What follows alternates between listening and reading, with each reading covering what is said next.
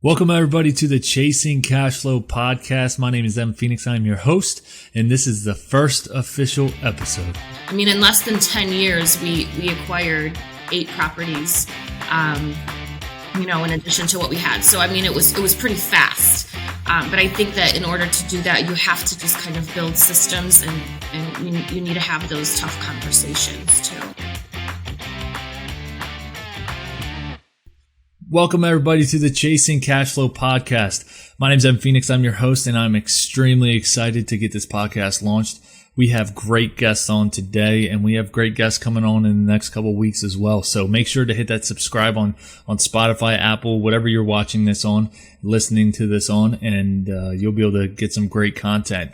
Well, today we have a couple out of the Chicago area, and we're going to touch on anything from partnerships, BRRRBNBs, which is a strategy that they use, which is unique, and we do a deal breakdown of one of the properties they use doing that, and it nets them about $5,000 a month, which is insane. They talk about how to run a business as a couple and so much more. So I think you're going to get a lot of value out of this podcast, and I'm super excited to introduce you to them. But first, right before I do that, just want to let you know in the show notes, you're going to be able to see all the links to find this podcast, LinkedIn, Facebook, YouTube, everywhere that you can find this podcast.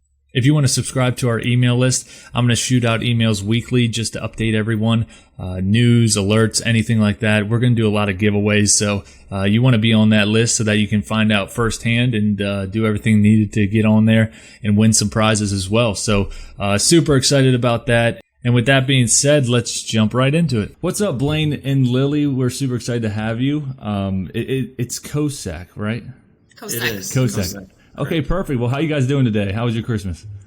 Great. We had a lot of fun. Spent the last couple of days setting up toys for our 5 and 6 year olds, but a lot of fun with family. That's exciting. That's awesome. Well, let's get right into it. Well, how did you guys get? And maybe Lily, you can start off with this. But how did you guys get into real estate investing in the first place? And was there any conflict between you two? Either convincing one or the other, to get into real estate? Yeah, and actually, I will let Blaine start with the story because he sort of got in a little bit before he and I met. So I'll go ahead and let you start with that story.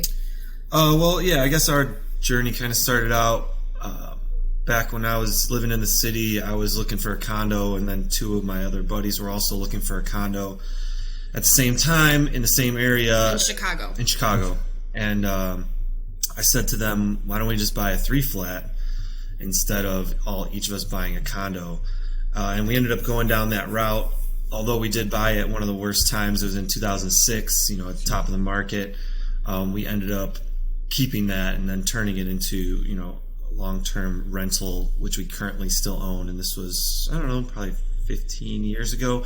Wow. So that kind of got me started. Once I met Lily here, we were living in that condo together within that 3-unit, and then we decided to make that a short-term rental and move out when we decided to buy our first live-in flip.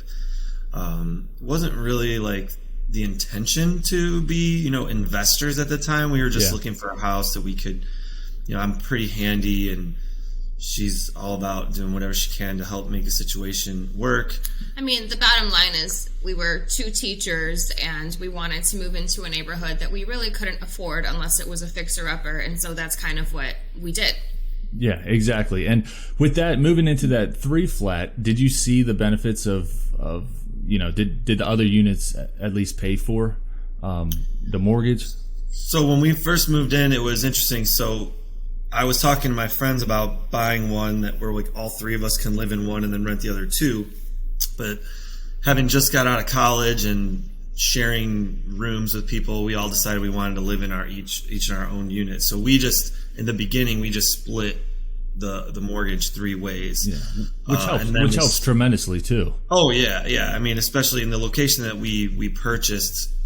Luckily, we purchased in a very high appreciating area on the north side of Chicago. So although we bought at the peak and we were underwater for a while, it's already come back. And we have equity in that now.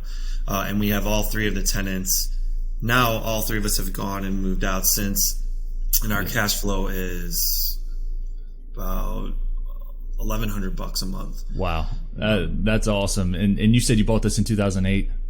2006. Okay, great. Well, that's incredible how you just buy something, you hold on to it, and then it just, it cash flow, especially with this market, because Blaine, you're a realtor as well, right? I am now, yes, correct. Okay, so do you see any benefits with being a realtor and a investor at the same time? I definitely see benefits in it. I don't think it's like necessary. I don't think it's like a requirement for someone to be successful as an investor, but I do see benefits. Just the ease of going and looking at properties, just discussing, negotiating with the listing agent. There are some things that make it very, very easy. If you have a really good realtor who's investor friendly, that person should be able to move quickly and do a lot of these things for you. Yeah. But when you do have your license, it definitely has some benefits. I think if you're, I work with buyers and sellers as clients and investors, but I also work for myself. So I feel like if you're doing that, that's where you get the most benefit, because you're really working in a day-to-day, just like running comps, running numbers your for own people. Market. That it makes it a little easier. Exactly. And I'm a real estate agent as well, and I totally agree with that. I started out becoming a realtor and then an investor. Were you the same way? Kind of, yeah. We kind of walked into, the investing side almost kind of on accident, not really understanding, and then we started listening to Bigger Pockets, and we're like, oh, we kind of already But doing yeah, this. that was more really after you became a real estate agent, I think. Once I got my license and really started working with clients is when we really started putting the pedal to the metal. That's awesome. Well, Lily, real quick, how did you feel about the whole investing? And when Blaine came to you and was like, look, we're going to buy this 3-family, we're going to live in one unit. What did you think about that? Well, that was before her. When he did that, Oh, that was okay. before we met. But then once we were together, we got a house that we literally gutted inside and outside. There were moments where we had a whole bunch of flooring in the basement, and we put all of the boxes with the flooring, and we put a mattress on top of it, and we were sleeping in there. There were nights where we were up like all night. We had to teach the next day, just like trying to get things done. Maybe like I remember one time an electrician was coming, and there was like a certain job that had to be done, and we were like up all night doing it. I grew up, actually, I'm an immigrant. So I was born in Poland, and when we moved to Poland when I was 5, my parents got robbed the first week that we were here. So all of the money that they brought with them was stolen. So we moved to Chicago. And I moved around a lot when I was a kid, and I lived in cockroach-infested apartments. So for me, I'm actually I don't mind taking a risk. He's more worried about things where I'm like, oh my gosh, this is nothing. Like, I've done this. Like, I've lived in so many different places. My parents house hacked because we were literally the ones like living in like someone's room when I was, okay. You know what I mean? Like someone's house. Like they would rent the room. So for me, like that wasn't a big deal. I think, for him, it was kind of like, okay, let's do this job. But for me, that's never been an issue. Yeah. And I think people lose sight, when, new investors are thinking about house hacking, but they don't want to live next to someone, or they don't want to make that sacrifice. One of my favorite quotes is, do what others won't do now so you can live how others can't later. And I think that's exactly, you guys are living proof of that's exactly what's done. You guys did what you had to do, and now you guys are reaping the benefits from it. So why don't we take like an overview look at your portfolio? Tell me what you have, what kind of multifamily, short-term, Airbnbs, whatever. Just give me the overview of that. Okay, so we started obviously with the 3-flat in Chicago. We went through a couple different strategies with that one. We did long-term tenant, then we did short-term with Airbnb for a while, and then Chicago kind of not shut down, but made more hoops to jump through. So we went back to long-term tenants at that 3-flat. Then we moved into a live-in flip. With that live-in flip, we turned it into essentially a BRRRR. We put a tenant in there, and then we took a HELOC out on that home. And with that HELOC, we purchased 3 more single-family homes. Wow. With all 3 of those, we've BRRRR'd them, except we've only refinanced on the one, which is Maple, which we'll talk about a little bit. We're getting ready to refinance on the others. And then from there, we bought another live-in flip personal residence, took a HELOC on that, and we bought 2 duplexes, and then another short-term rental that we got under contract right now. So yeah, we're at 9 properties, 11 doors. We have 1 more under contract, which the one under contract is going to be another BRRRBNB. BRRRBNB. Got it. I love it. So why don't you tell everyone, in case they don't know, BRRRR and BRRRBNB, why don't you explain that to them?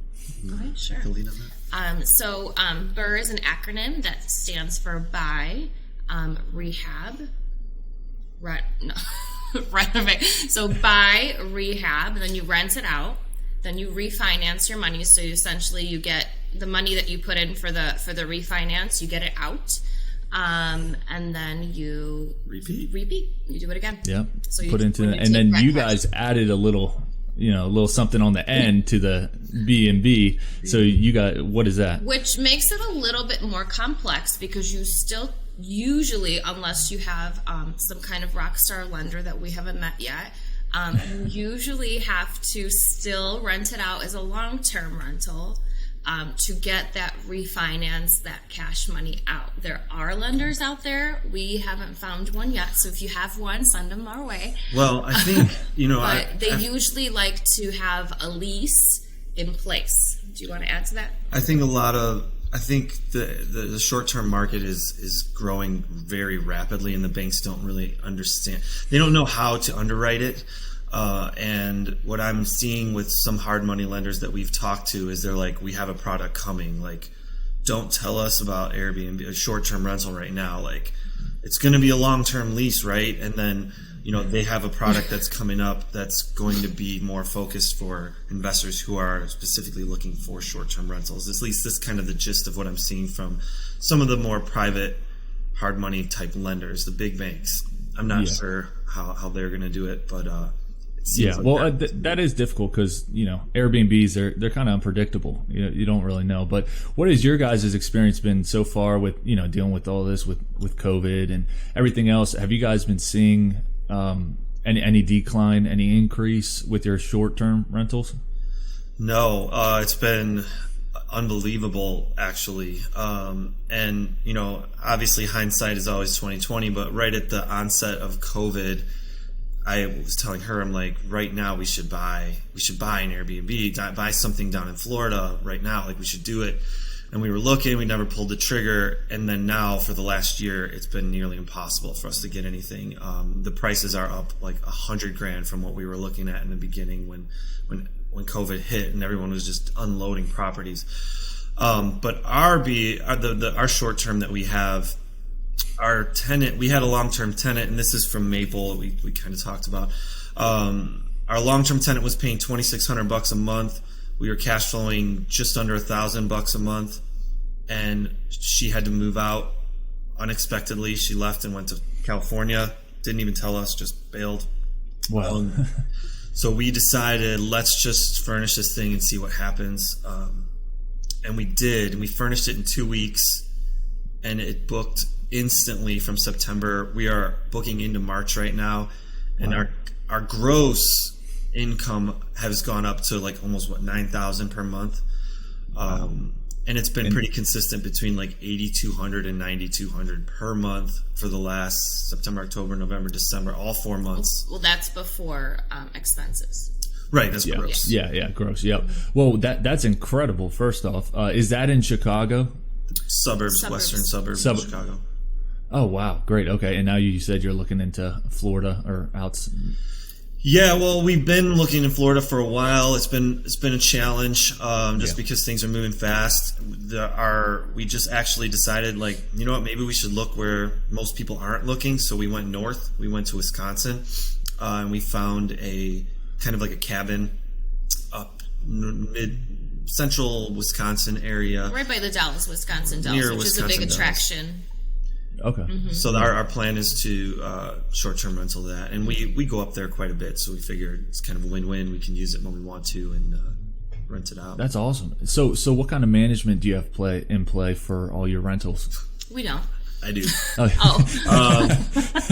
Currently, I manage all of our properties. That's the nice thing about doing the BRRRR.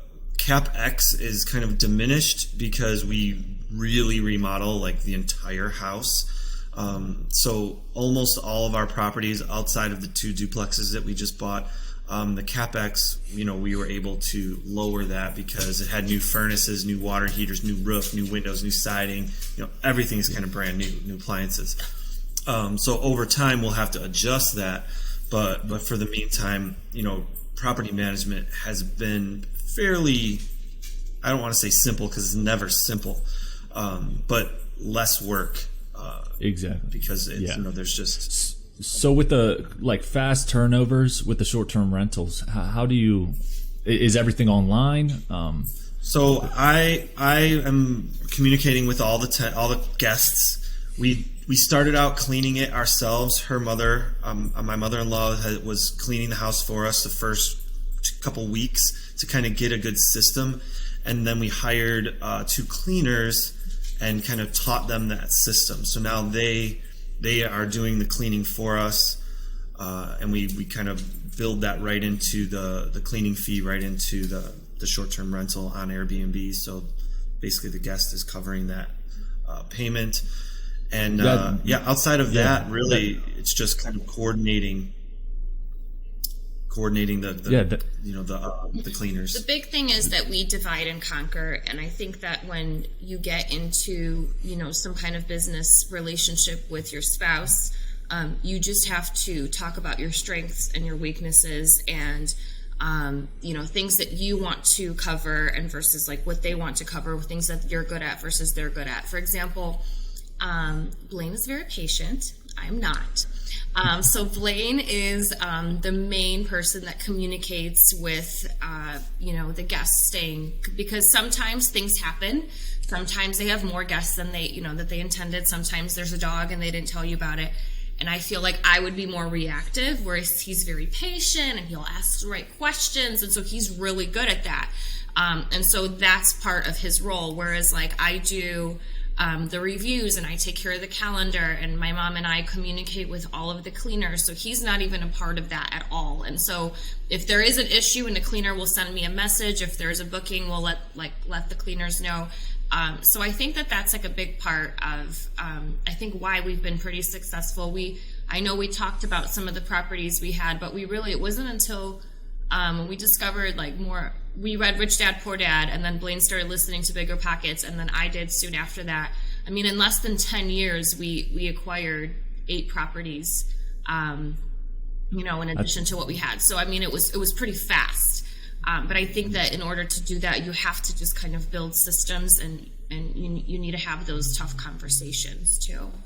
Exactly. I think that's extremely smart that you guys figured out, what your strengths and weaknesses are. I do that with my wife as well. And, it took us a little bit, but we're on the same path now and we're good to go. But I also think it's extremely smart that you found, you did exactly what you needed to do for cleaning your short-term rental. And then you found someone, you taught them exactly what you wanted to do and put that in place so that they now know, your criteria, what your standards are of the cleaning, and that's automated now. So I think that's huge. And I think slowly as you grow your business, that's exactly what you're going to do until the point where you're just overviewing everything.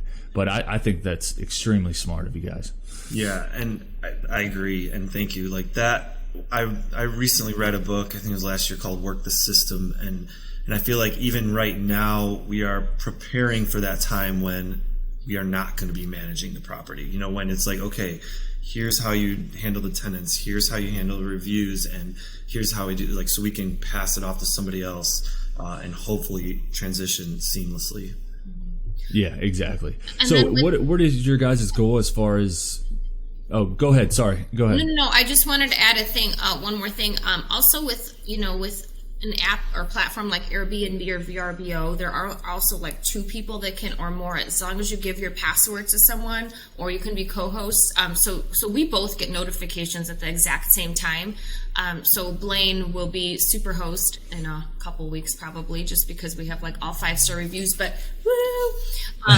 Congrats, that's awesome. Yeah, the thing is sometimes when he is with clients, so if he's showing houses or whatever, like I'll know that, and so I'll just text him, like I'll respond. And so that's been very, very helpful too. So if someone is looking to, get into more short-term rental, just make sure that somebody else has access to it. Because if you're working or if you're working out or whatever and you're not responsive, your ratings start to go down on the app. Yeah, and that is a difficult part to manage that, because I mean, with your short-term rentals, if someone needs you and you don't get back in a timely manner, like we just talked about, or the cleaning wasn't done right, or there's not enough toilet paper or anything like that, then they're probably going to look at it as, this isn't a 5-star, and that will bring down everything. So that is difficult. But moving forward, what is your guys' goal as far as, are you trying to acquire more short-term rentals, or are you going to try long-term? What's kind of your... We have one more short-term under contract. We definitely want a multifamily, so we want to get something 6-8 units plus. 8+ units. Yeah. That'll go well over here. Keeping you in check. Yeah. 8 units, hopefully, and then definitely we want another short-term in a warmer climate. So we're trying to diversify our portfolio. So when we get a short-term rental, then we want more of a long-term rental, just in case something happens, with the market, or, I don't know, COVID gets worse, or who knows what's going to happen. We don't want to be in a situation where we're over-leveraged in that sense. We want that, those monthly direct deposits coming in too. Exactly, and the short-term rentals, they're more work, but the profit that you see on those are a lot higher. Sure. So you kind of trade off for that. But why don't we go ahead and jump into, I believe it is the Maple property. Yeah, let's go ahead and dive into that. You said it was your worst BRRRR that became your best BRRRR. So why don't we start with that? How'd you guys find it, and go from there? So we kind of touched a little bit on this one, but we were looking for another BRRRR. We wanted to find a single family that was a ranch with a basement that we could rent, and we were looking in the western suburbs of Chicago, which is an area that we really like the really good rentals there. It's very easy to get quality tenants and to pay at a premium. So we were looking in the area. A-class neighborhood. Yeah, it's like definitely A-class. So we were, searching. It was really right before COVID kind of came in, so the market was still, good, but nothing ridiculous. And we found a house that was listed at $225. It was about a mile from the downtown area, and it was like needed a whole complete rehab. There was a spiral staircase in the middle of the living room that my son could barely walk down. It was like he was 5 at the time. And it was literally, I don't know what they used it for. So we knew we were going to have to get in there and move stairs. The whole house, the kitchen was like, it was just a mess. It was in good bones, though. Like, everything was in good shape. It was just really awkward. There was a pass-through bedroom, so you walked into a bedroom, and you had to go through one bedroom to get to another bedroom. And then the basement was just, old paneling, dirty, dingy. So nice. So we redid siding, windows, we removed 2 walls, we moved the stairs, we eliminated that pass-through bedroom. We put in, what was that? Demoed. You don't do that without demoing. Well, yeah. Yes, Lily knocked down some walls. I knocked down the kitchen got her hands walls dirty. With my dad. That's awesome. Yeah, and then we for this project, for the few projects before, we did almost all the work on our own. This was the start of us hiring out. So it was this is probably part of the reason why it became our worst BRRRR, because we ended up hiring out, which made it cost much more. So we put in, after closing costs and everything, I think we were in for $127K. Is that right? Somewhere around there. 137. And what did you purchase it at? 185. 185. And then we, got it finished.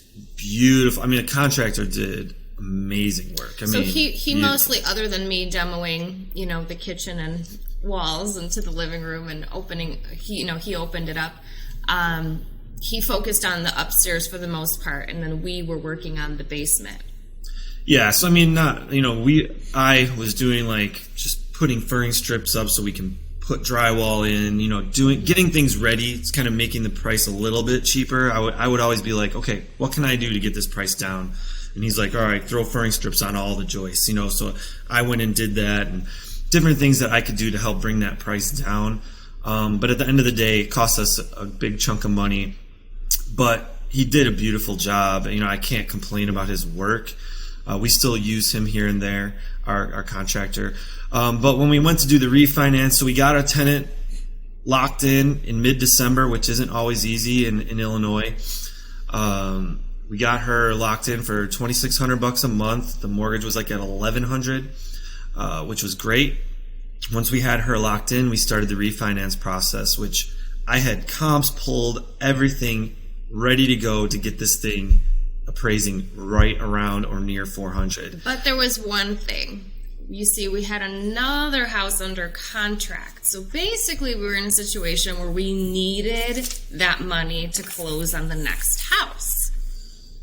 And so the appraisal came back really low. Yeah, I was really, really angry with this appraiser. She was very grumpy. It was snowing. Well, she was like, as you may know or not, sometimes appraisals kind of rub me the wrong way sometimes. But This particular appraiser, she was scheduled to come on Saturday. She called me, said she had to reschedule because there was snow. And on Saturday, there was maybe an inch of snow, inch and a half at most. And I said, okay, fine. So she's scheduled for Tuesday. Well, on Monday, we got 15 inches of snow. So now she's coming on Tuesday. She's trudging through the snow. She shows up just in a bad mood. I'm being extremely nice. I'm giving her everything she needs, helping her out, giving her comps that I used that she should have used.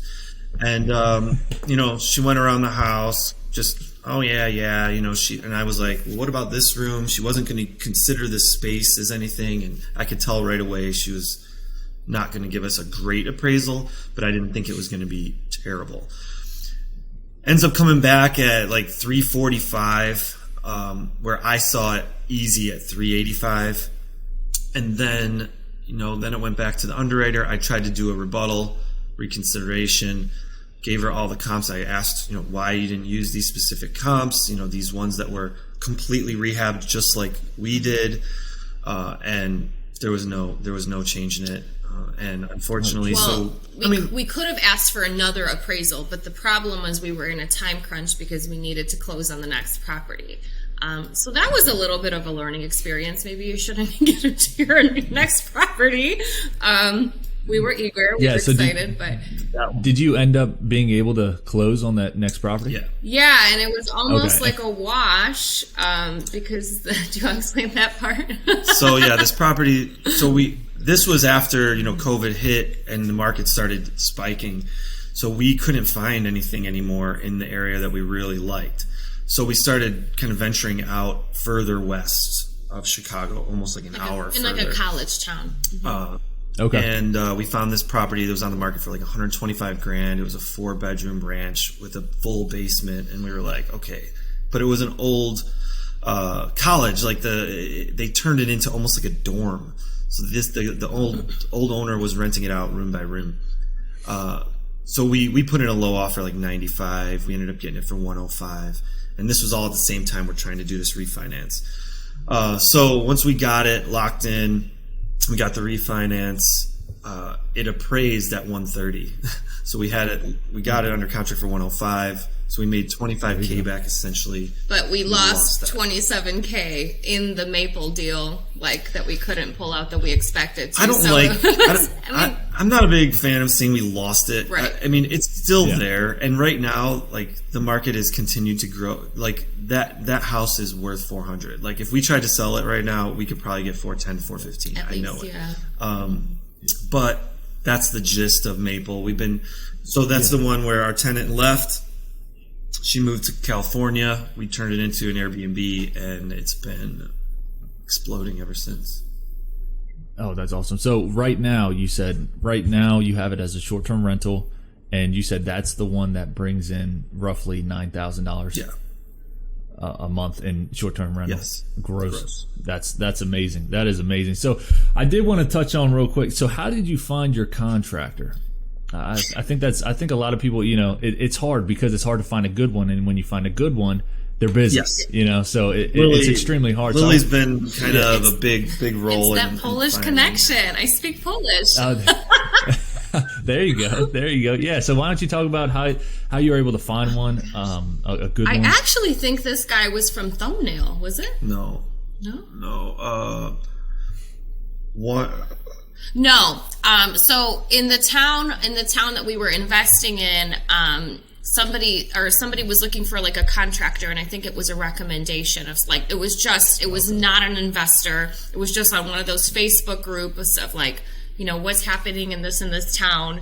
But of course the Polish connection helps, because then I saw it was a Polish name, and I was like, and I speak Polish, hey. And so that so I feel like that typically helped, because I know he's given us some of my friends and stuff quotes, and they were a little bit outrageous, and I was like, yeah, I get that better price. I mean, we do, over the last 3 years, we found contractors everywhere and anywhere, and we've just really kind of get quotes from them, let them do small little jobs and kind of see how their work is. And now we have these two guys that we ended up letting them become tenants of ours so that they can do the basement. They're redoing the basement. We're giving them a discounted rate of rent so that they can work on the basement. But like we found this guy that did our whole Maple project. He does bigger projects and very high quality work. We ended up having him do a couple smaller jobs at our personal residence as well. But when it comes to like the investments, it's really tight with the numbers with him because he's very expensive. So we've had to pass on him a couple times, just because it was just too high. Like the numbers didn't make sense. Where then we started finding, Lily's using Facebook, she's using other, just word of mouth, just asking people, and then we meet these specific contractors, get to know them a little bit. Exactly.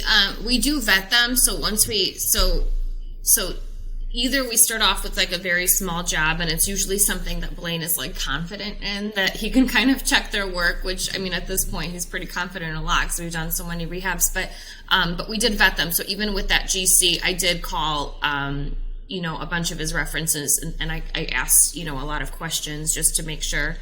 And the same thing with the contractors that are essentially living in one of our rehabs and working on it. We did call and vet them with previous people that they said that they worked with. So yeah, from what I've learned over the last couple of years from other investors is when you find a contractor that you like, you got to have properties ready and just keep them busy and almost make it to where he doesn't need to go anywhere else, or she doesn't need to go anywhere else. So like a couple investors that we connect with out here, they have hired them like full time, and now they're almost contracting them out, subcontracting them out.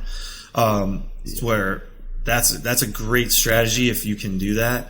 But you gotta have enough properties to keep them busy, and then also you gotta have enough money to keep them happy.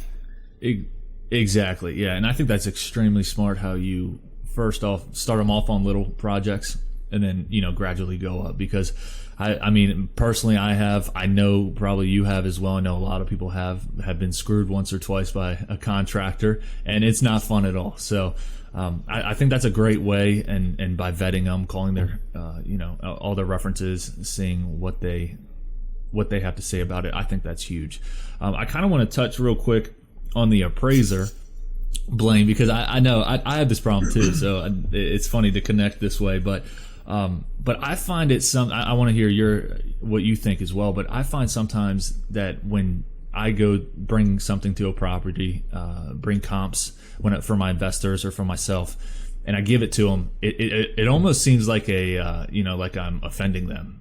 by saying, oh, they can't do their job, and they take it, they take it for the worst. But I want to kind of, did you feel like that happened at your Maple Ave, or do you think just from the get-go, and then just your overall experience with appraisals, especially during this time when they're so busy and so far backed up, do you think they're just trying to get through? I think it's really depends on the appraiser. I agree with you. There's been times where I showed up at the appraisal, I have comps, and the guy looks at me, takes it, and just walks away, doesn't say a word, and I'm just like, okay, I offended him.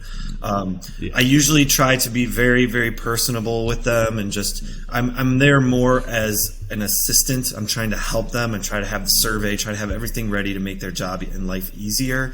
And a lot of times what I'll say is I'll just be like, hey, these are the comps that we use to price the home.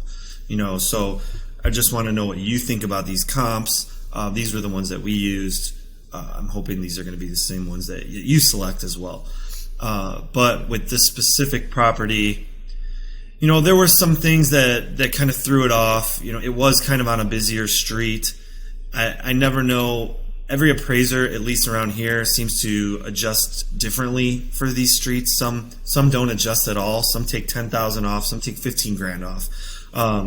She ended up taking $10,000 off, which to me was a little much. And then the deck was also brand new, and it was like a more higher end deck, which again, now that it's an STR, it was a good idea, but just for a rental, we wouldn't have done that.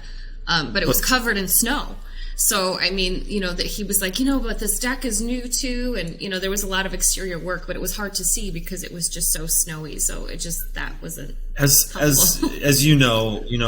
when they look at pictures on other properties and then they give the same exact quality standard, and then ours is brand new 2020, and that one was built in, rehabbed in, 2010.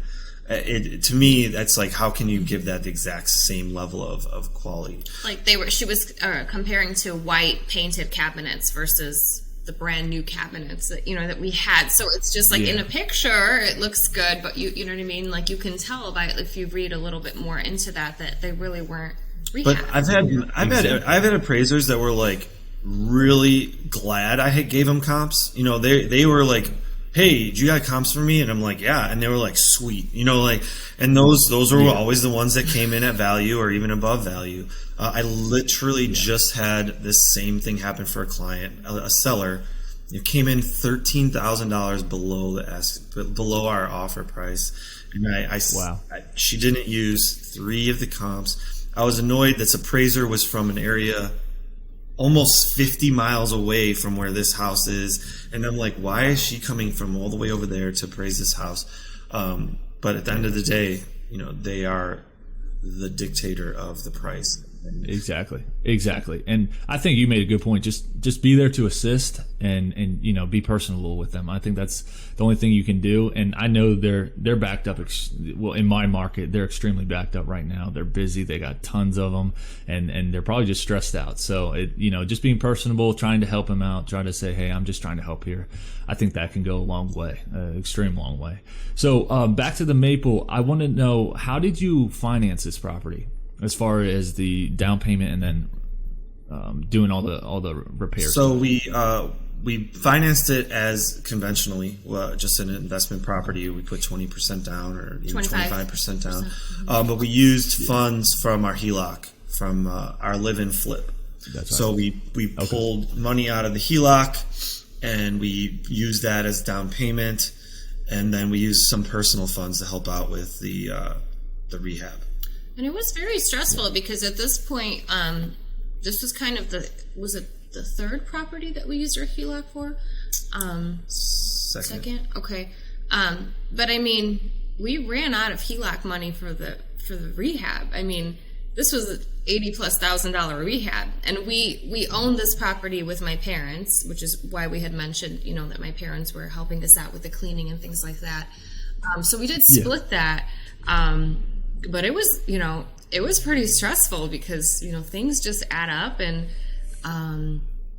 then when you're waiting for that, refi money, you're like, oh my gosh, are we going to get it all? But but then you just recycle it. So, you do end up spending, maybe a chunk of all these savings that you've had for a while. But then if you can get that money back out, you can just keep using it over and over and over again. Yep, that's the power of the BRRRR. There is. So how was that working with your parents? As far as, were they all for investing? Were they kind of, Lily, more risky like you? Were they like, let's take this risk? And how did that play out? Did you have to convince them?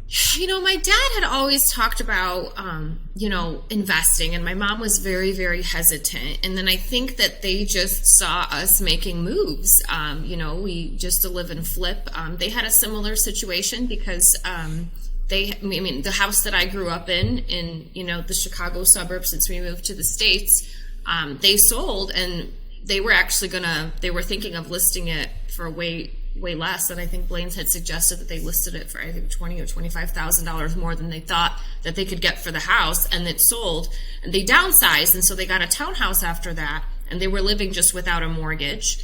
But I think then they saw, just what we were doing. I remember my mom was asking me questions, and I sent her this Bigger Pockets episode on Ashley, who was from the Detroit area. And she was just like a single mom with 3 kids and like no money. And she was like living in these, like, I remember like these properties. It was like $12,000 or something she was purchasing. Yeah. And I think my mom got very, very motivated. And once she was on board, my dad's like, I've been talking about this forever, And so then, and so we do own 3 properties with them. They pulled a HELOC on the townhouse that they didn't have a mortgage on. And so we, 3 of the properties we own with them. I mean, it was a little bit of, I guess, like a learning curve. I mean, I think at first, we were kind of like the mentors, but we were super new to like truly investing versus just kind of like living and, rehabbing. So it was a little bit of an adjustment, but I think we do have business meetings, which sometimes include wine, and I would say more often than not. But we do have business meetings with them, and we do, we do kind of divide and conquer the work. It's been phenomenal with the short-term rental piece, just because my dad is more of like, if anything needs fixing, he's there. Blaine is in charge of the app. I'm more in charge of also the app, or different aspects of it, and then my mom is kind of in charge of the cleaners. So with that part, we've noticed that we've really are shining with that. With the long-term rentals, the first one that we went in together, we did all of the work ourselves. It was just cosmetic. It was a foreclosure, and we spent a total of $13,000 on the rehab. And again, it was all the work ourselves, with the exception of we got a furnace or. That was why it was so easy to get the second one, because the first one was like your perfect. Everything was perfect. Yeah. It was like the price was amazing, and then we went in, we budgeted 15, we spent 13, and we got a tenant right away. So it was like, it was a Section 8 tenant. Yeah, and it was it was a Section 8 tenant, and it worked out very, very well. He's actually still with us. And then we went to Maple. And then we went to Maple, all ready to go, and it was like, oh my gosh, it's a huge project. So the next 2 after that were really big projects. So it was like we had this super easy one, and then that just piggybacked on 2 very difficult ones. But Well, that's proof of concept too. So I'm sure when you brought it to Lily, your parents, and then they decide to jump on board, and they see that it works, and they see the wealth that you're building, then they're like, of course we'll go in again. And that probably just helped your mom out as well, even more, feel more comfortable about getting into it. Yeah, it was kind of funny because she really did not want like a duplex or multi-unit, and literally. So then we had been talking with a seller for quite some time, and there were actually 4 duplexes. It was 3 duplexes, 1 triplex he was trying to sell us, but 2 were really, really bad, like structural damage, and there were tenants in there, and then we decided not to take, not whatever. But we brought it to them. We're like, hey, there's, 10 units. Like, we have, like, we want to go under contract. Are you guys interested? And my mom was like, oh no, like, I don't want to do multi-units. And it was like 2 weeks after we closed on them and things were starting to go so smoothly, she's like, I want a multi-unit now. Oh, there you go. Hey, but it's baby steps. But it's that's baby okay. Steps, And so yeah, we'll kind of see. But I think we're really shining with the short-term rental because it is a lot more work, and there's 4 of us, so we all just divide and conquer. So I think that's been pretty successful. Yeah, but once again, more work, but it's more profit for you. So, yeah, and we just we don't use any awesome. of that. We're just saving it up and putting it into other rehabs that we have together, or saving it up for the next property. So we're not like using it or anything. It's just in an account sitting there. No, I think that's extremely smart. Do you do that with all your properties? We do have separate accounts for each of our properties, but at times we have to move money around depending on what's going on, especially with different rehab, and now that taxes are coming up, things like that. So all of that's going into, we have a couple different LLCs and everything's going in different areas, trying to get organized. Okay, so you do.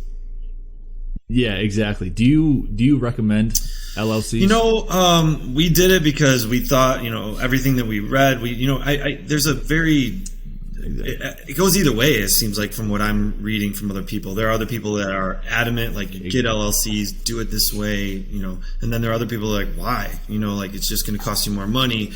We still have 2 properties under our name, and then the rest are in LLCs. So I think just to keep everything, we're going to keep putting everything into LLCs. But when you get a bank account set up and everything it just makes things easier for your CPA.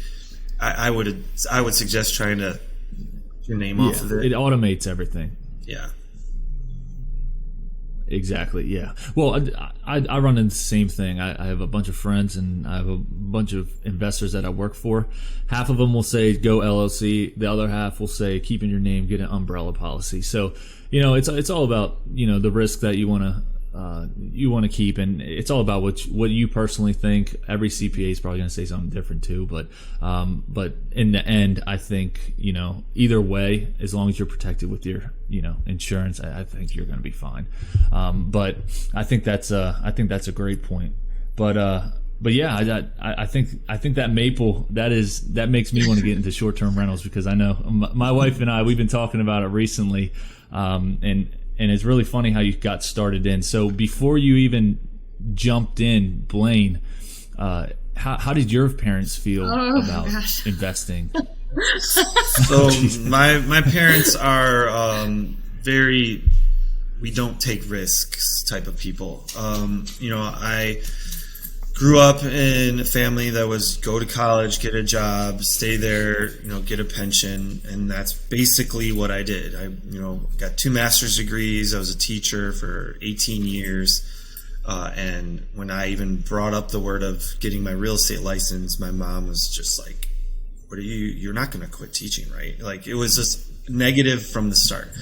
And then, after that, then we started talking about this real estate investing stuff. And that was another like, wait, what are you doing? Do you know that this can happen and this can happen and this can happen? I'm like, yeah, but do you also know that this can happen and this can happen and this can happen? Exactly. And, exactly. It was a challenge. Actually, I started purposely bringing it up in front of my family so I can kind of build a tolerance for people that are negative about it.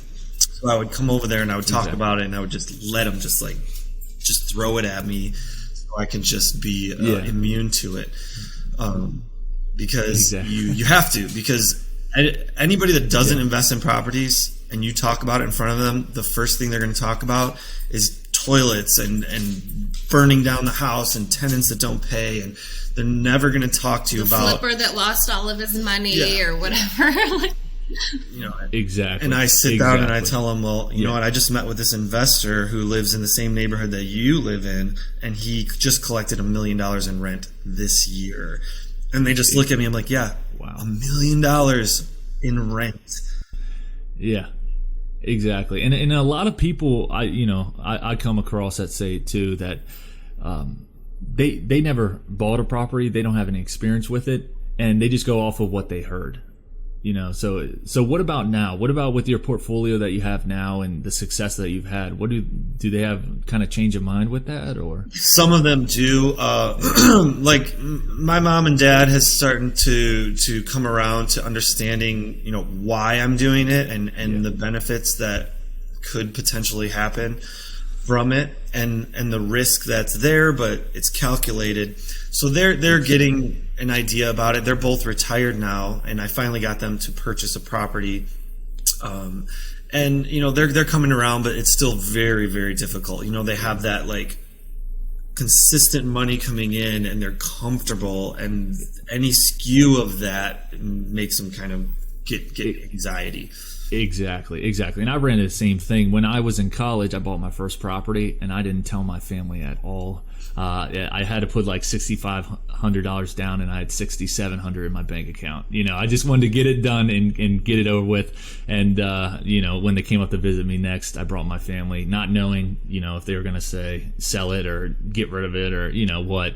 And they were all pretty happy and excited. And since then, my mom has bought a couple properties in Florida, short-term rentals. They're doing amazing. They got in at the right time. I should have got into, but yeah. So no, I think it's baby steps. Like we talked with Lily parents as well. It's baby steps, slowly growing, because if they're set in one way for the longest time, which no fault to their own, they just haven't been exposed to investing. Then it's hard to change that mindset.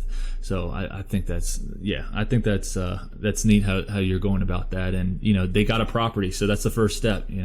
Exactly. So, but yeah, I think this is a great time to transition into what is your guys' why as far as investing. And like, obviously you want to be financially independent. Obviously you want to be there for your kids. But like, what is your why besides monetary reasons?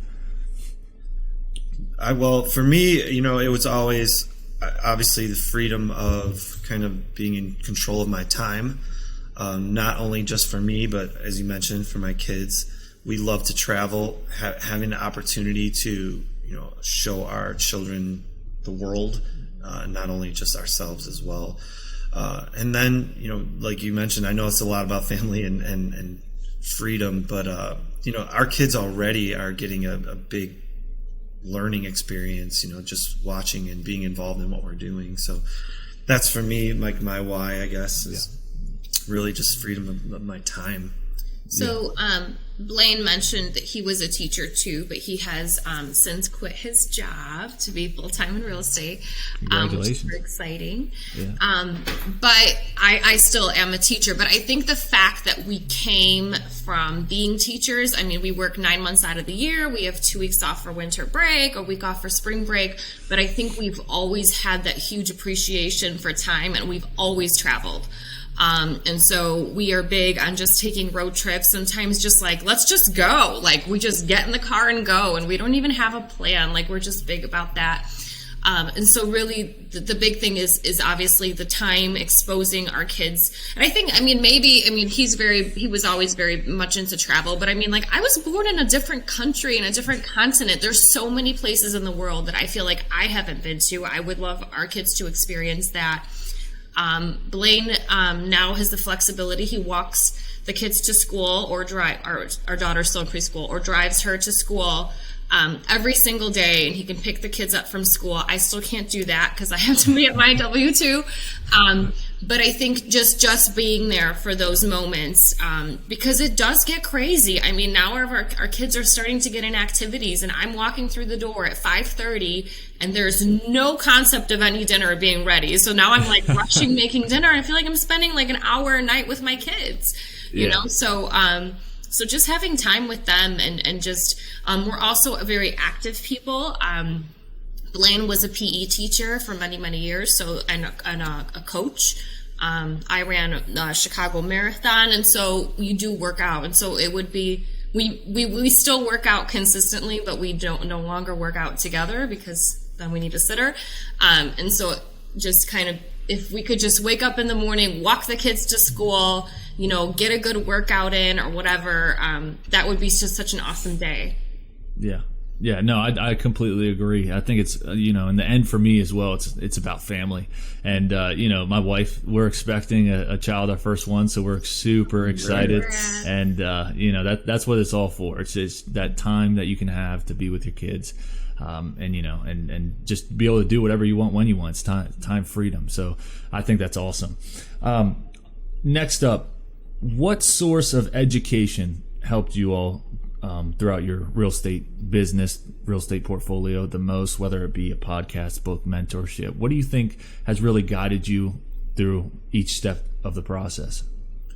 I definitely have to give, BRRRBNB a big shout out. They that introduced me to really understanding the whole scope of how you can use real estate to get where you want to go. And then from there, all their book recommendations, like I would just type them in my phone, and then I just started reading all of the books that they would recommend, like literally every single book. And that it's just opened the doors, completely. I feel like, that is the most knowledge, like Lily said, I'm a PE teacher. Growing up, I was more of a sports type person. I got good grades, but I never really kind of went above and beyond, especially when it came to like language arts and, reading. Yeah. Now I've read more books in the last 2 years than I've read in my entire life, even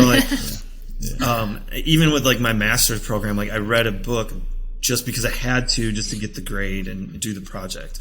These books I like reading while I'm in the car, listening while I'm working he's out. Listening to them. Yes. He's not reading while driving. Yeah. People know that nowadays. This isn't 1985. Yeah, exactly. But yeah, that's to me Audible, a combination of BRRRBNB and just podcasts in general. Like the one that you're doing here is going to be add a lot of value to people, and that is really the big thing that got us going. And I will add to that. So for me, I'm more, remember when I said I wasn't very patient? Yeah. So I actually do like reading a book. I'm a reading specialist, but I feel like with kids and stuff, the time just isn't really there. Kids business and all of that. So I do listen to some books on Audible, but I get kind of bored when it's like a monotone voice, depending on whoever is reading the book. But I listen to a ton of podcasts. But then after a while of kind of doing that, where Blaine is super into listening to books and I'm into listening to podcasts, we realized that actually we actually divide and conquer what we listen and what the education that we're getting in. Because I was like, hey, I really listened to this podcast. You need to, and I'll send it to him. And then when there's a book that he thinks I would really benefit from, then he'll give me that suggestion. He'll be like, and it's not like a really boring voice or whatever of a person reading.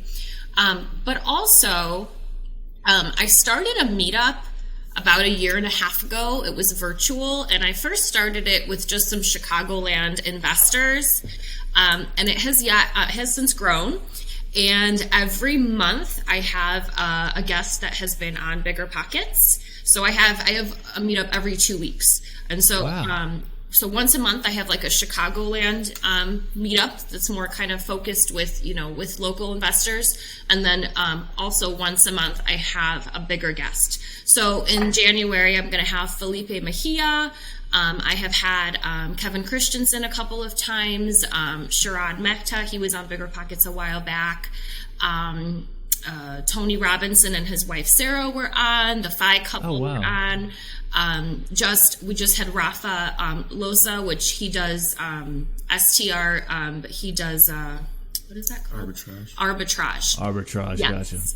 Gotcha. So really, just so many and now they're kind of coming in, and some people are like, oh hey, and then Blaine has started to connect with a lot of people, and Blaine has over 3,000 followers on Instagram, and most of those are investors. And so I think awesome. That the networking piece and just talking to people, like that has also like scaled our knowledge and our education. And now that, most of us are vaccinated, I'm doing more and more in-person meetups for the local ones, but I'm still continuing to do those, just those big investor meetups at least once a month, which is, it's just exciting, but you're learning from like the best of the best. And so, and you're flexible enough to just ask whatever question you have. versus when you're listening to a podcast, it's kind of a little bit more scripted to whatever they want to discuss. But so that's been very helpful, because it's, and then something that I noticed, and I mean, this wasn't my intention at all, is that really, like, we start to really build connections, because I guess we're sort of running it. Well, I'm running it, but he's usually always there. We do start to build connections with those investors. And so when we were starting up our short-term rental, Kevin Christensen, who was on the Rookie podcast, and we had Dion as well from the main podcast as well. But I mean, I had messaged him and I was like, hey, can I talk to you? Because I'm like, I don't know what to list. Like, it was like questions about, what do we list this as? Like, and he was like, call me. And so kind of what, essentially what you do is you have all these amazing, like, investors willing to help you kind of in your back pocket. So when you get into that situation, you can ask them. Like, the other day I actually messaged him because I was like, have you done a house that has had fire damage? He's like, yep. Do it. Oh, wow. I'm like, okay. No, that's awesome. Your network is your net worth. I strongly believe that. And I like that. Just to be able to be able to have something like that, to fall back on, to call someone, whether that's someone that attended or someone that spoke at your meetup, I think that's huge. What is that called? Is it open to the public? Is there somewhere that people can find it? Yeah, definitely. They can either connect with me. I just do it through email. My email is lilykosek@gmail. That's LILYKOSEK @gmail. Blaine's Instagram is @RealtorBlaine, and he posts mostly about investing, and I'm kind of more boring. It's mostly about my kids. But yeah, either connect with one of us, but yeah, I mean, it's open to everyone. I just kind of have more of like an email thread, and we do it on Zoom, and anybody's welcome for sure. That's awesome. That is awesome, and I think that's great. And lastly, I mean, you guys have been great this podcast. I really appreciate you all coming on here. Last question here: where's the best place that listeners can find you? I know you just kind of answered that with Instagram, but are those the best places to find you? Probably, definitely Instagram @RealtorBlaine, and Lily, her email probably is the best one. Or I'm Lily Kosek 1, but again, okay. That's the best. As exciting. Yeah. And then on Facebook, you can find my business page is at Blaine Sells Real Estate. Okay, those great. are two social media platforms. Yeah, if you guys email that over, I'll make sure to put that in the show notes just for anyone, whether they're in Chicago area, looking for a realtor, looking for the meetup, looking to find anything. I think that'd be huge. Once again, thank you both so much. I really appreciate it. It was fun talking to you guys today. That was good time. You guys are going to add a ton of value to the listeners. I think you guys did great, and I'm excited for you guys moving forward. Getting that 8 units plus. Not six, Blaine. No, but thank you so much. And we are ending the pod. I'm probably just going to cut that last part out. Okay. But thank you again so much, guys.